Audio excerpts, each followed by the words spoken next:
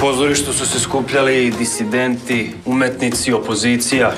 Morala je služba da zna o čemu se tu priča. Moram da znam gde je.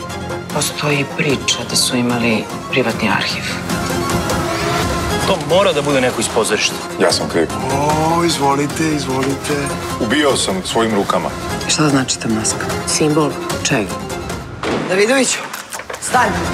Stani, Davidović! Stani! Gotovo je.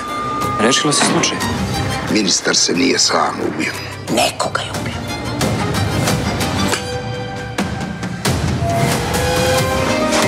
Zašto? Zato što si nesposoban. Pitam poslednji put. Treba li ona da stane? Zato što si glupa. A moj sin je zaslužio. I zato što si... kurva.